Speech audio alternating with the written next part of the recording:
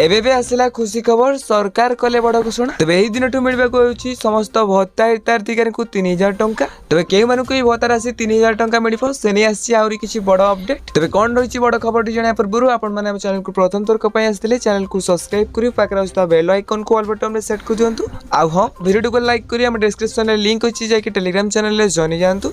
तेज 60 वर्ष अधिक 80 वर्ष कम समस्त वृद्धा हिताधिकारी को मिलवाक जाऊँगी वर्धित भत्ता। एम सरकार देवे 3000 टंका।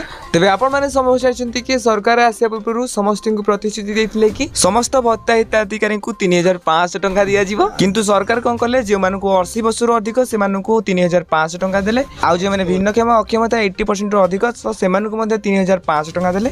तो ये समस्त राज्य में असंतोष देखा मिला। तो ये राज्यर समस्त लोक मैंने आंदोलन कले। तो ये सरकार बड़ घोषणा करने जाऊँगी कि समस्त 60 वर्ष अधिक हिताधिकारी को भत्ता हिताधिकारी को 3000 टंका लेखाएं भत्ता राशि मिल।